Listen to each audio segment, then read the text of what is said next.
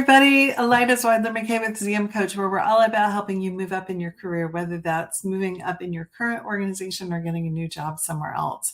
So we just had a conversation last week with someone who was really sad. She really feels like she's wasting time in her career. She made a move, took a job that she thought was going to be the right role for her, but it turns out it's not. It's below her skill level. It's below her capabilities.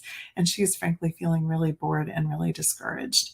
This kind of move can happen to anyone, whether you're kind of jumping out of a bad job and just grabbing at the first thing that you get, or you're maybe moving to a different industry or a different kind of role than you're used to. And so you're not quite sure what the hierarchy is or what you should be looking for.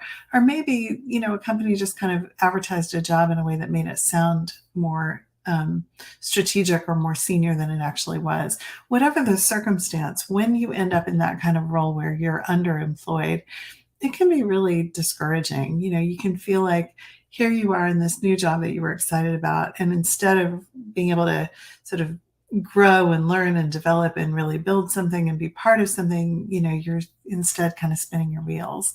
And of course, it's a reasonable concern to feel like you can't move right away, because switching jobs, really soon after you've just gotten one can start to look bad on your resume. So that can add to the feeling of stuckness and like you're really wasting your time, that you have to put in a year or 18 months or whatever it looks like in your field. And then if you start to do the math on that and you think like, I'm wasting my time, it's not just right now that you're wasting, but it's also the future income and the future opportunities and the job titles that'll be available to you next that are now at risk if you've made that kind of move into a role that's not quite where you want it to be. So it can be a really discouraging place to end up there, and a spot where you feel like you're not living up to your potential and you're not being the person you expected to be or having the kind of career trajectory that you expected to be. It's just going to be really disheartening. So I wanted to talk to you today about a couple of things that you can do if you find yourself in that situation. So first, I want to talk about what you can do to start to build or expand your network outside your companies. Basically, when you're in that situation, I think there are two areas to be looking for what's next. And when I say looking for what's next, I don't mean necessarily that you're going to start throwing your resume out there and looking for a new job right away, because I do think there's something to be said for staying put long enough that you gain some credibility about having had the job. But that doesn't mean that you should just put the job search and the idea of going somewhere else on the back burner completely. You're actually in a great position if you've got the time and the energy to do something now that's going to set you up for that long-term next role and for that success that's going to really help propel you forward. So one of the sets of things that you can do is to look outside your company, to start to think about what are the companies that you would want to work for that might be a better fit than where you are now. What can you learn about the role that you're in and how it was positioned and how it was titled, to discover what else might be available, what other titles, whatever other levels might be available, what's common in the industry or in the field that you're looking in. And use this time to start building those connections that are going to help you discover that information. So I know one of the reasons that people end up in this situation where they kind of take a job that turns out to not be a good fit, or the company's not quite a good fit, is that most people don't really know how to understand and analyze a company culture or the boss's style or what it's going to mean to move into a certain kind of role.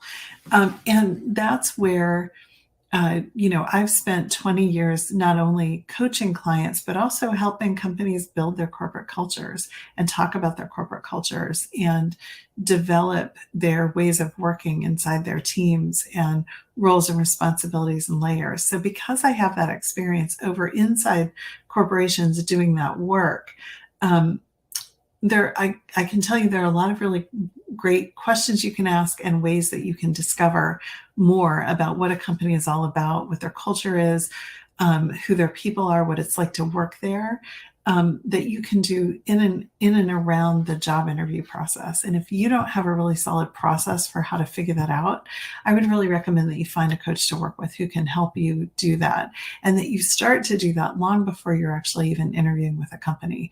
That there are a lot of ways to really dig into understanding what it would look like to work there and what it would feel like to work there and whether that's going to be a good fit for you. And this is one of the great ways that you can use your time while you're kind of waiting to be able to put yourself on the market, is to really understand what are those best companies that you would want to go work for, what would make them a good fit for you, how could you contribute to them, and what are the kinds of roles that would be appealing to you and where you could really make a difference. So that's one whole strategy, is to look outside your current company to start to build the connections and relationships and knowledge that's going to help you find that next role, if it's outside your company, that's going to be a really great fit and propel you forward for the rest of your career. The other strategy is inside your company. So just because you've landed in a role that's not quite the right fit for you, maybe a little bit below your level now, doesn't mean that that's where you have to stay. But making sure you don't get stuck there or typecast there or sort of stuck on a particular trajectory is going to take some real strategic thinking.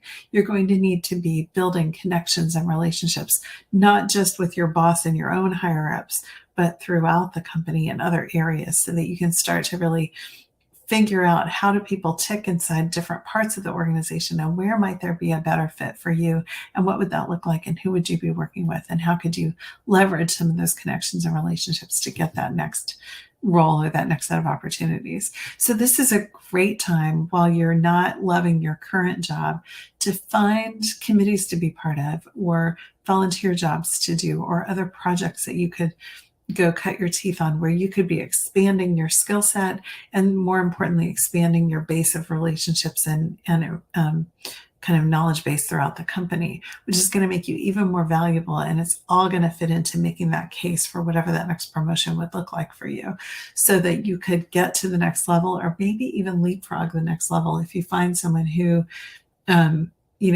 really understands the value that you're able to bring, and you can show that to them through the work that you do on these extra projects.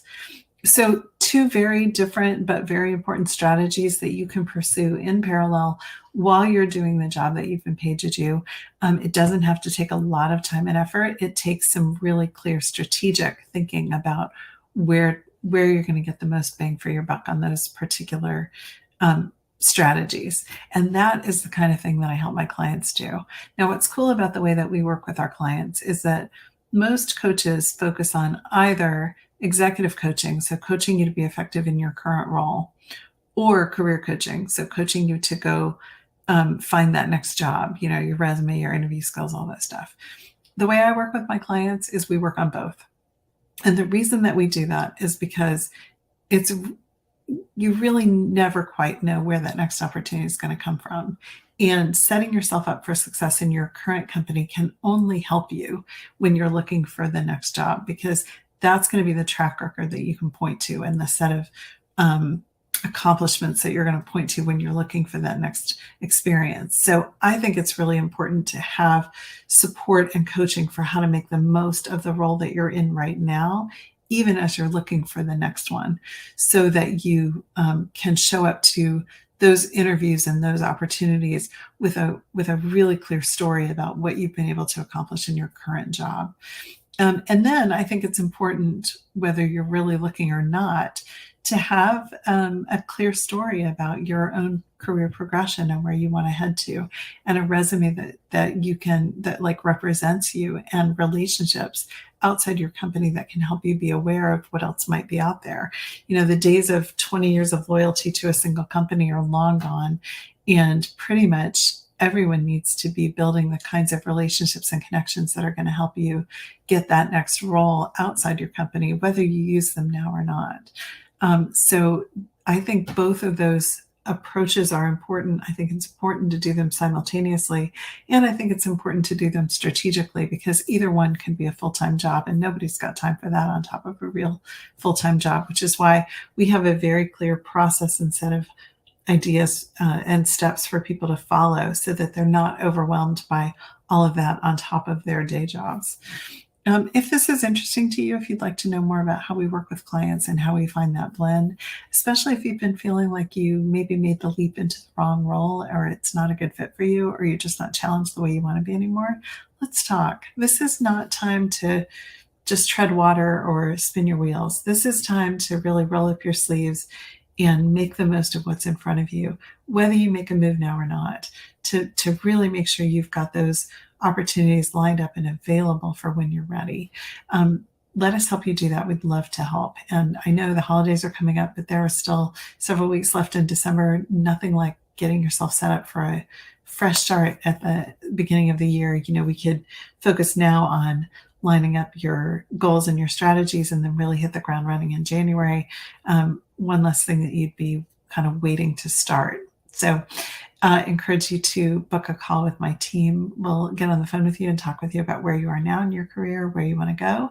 And if we can help you get from here to there, we'll talk with you about what that could look like. If we're not the right fit, we'll point you to someone else who is. Our goal is for everyone to have work lives that are fulfilling and rewarding and fun and energizing. And if that's not happening for you right now, we want to help you, whether you end up working with us or we point you to somebody else or whatever. So book a call with us now, zmcoach.com/apply. We look forward to talking to you. Take care.